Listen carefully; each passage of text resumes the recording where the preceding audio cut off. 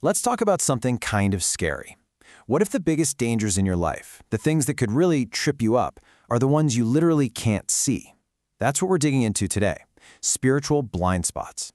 These are the hidden faults that can cause some serious damage precisely because we have no idea they're even there. So, let me just ask you, right off the bat, are you sure you see yourself clearly? I mean, really? It's a tough one, isn't it? Because most of us, if we're honest, feel like we have a pretty good grip on who we are.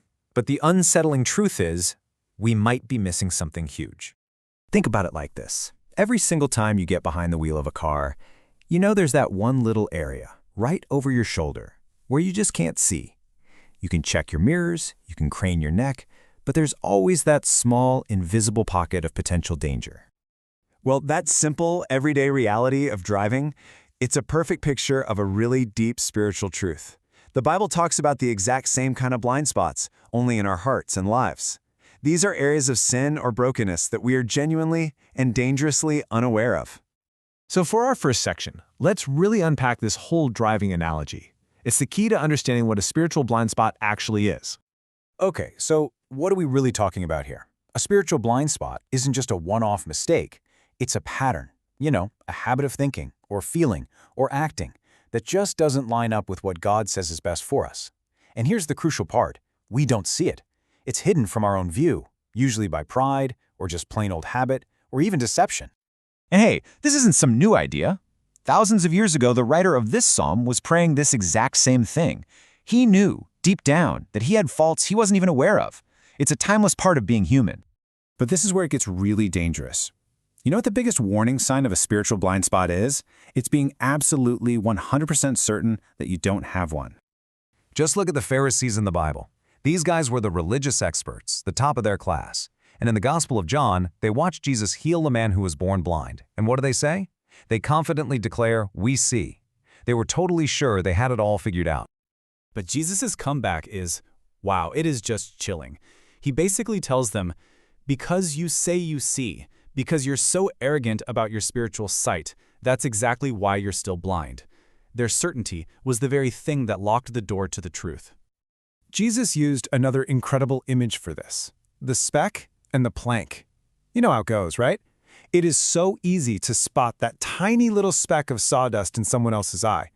But our own blind spots can hide a giant wooden plank, a 2x4, of pride or hypocrisy in our own eye that we completely miss.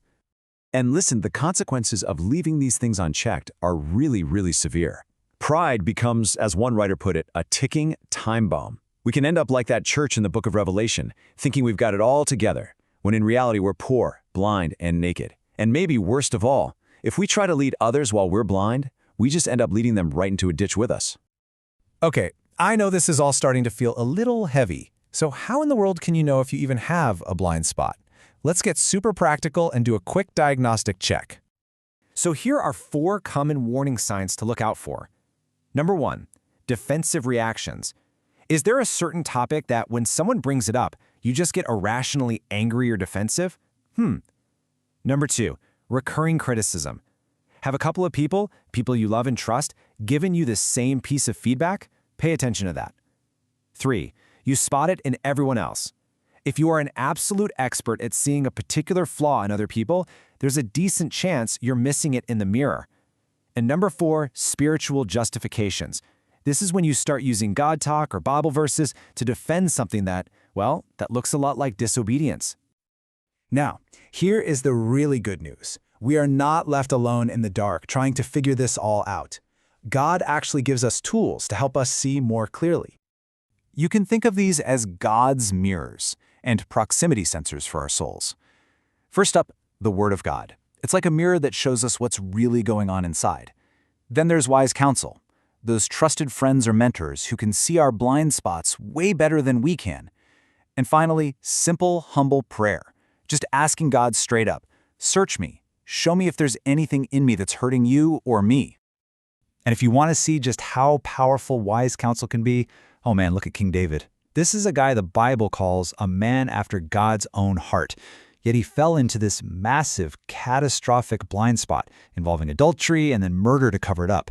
And he just kept on living his life like nothing was wrong. So what does God do? He sends the prophet Nathan. But Nathan doesn't just barge in and start pointing fingers. No, he's clever. He tells David a story, a little parable, about a greedy rich man who steals a poor man's only little lamb. And David, completely blind to his own sin, gets absolutely enraged at the injustice in the story. And right then, when David's anger is at its peak, Nathan just looks him in the eye and delivers the knockout punch. You are the man. And in that one instant, the story becomes a mirror.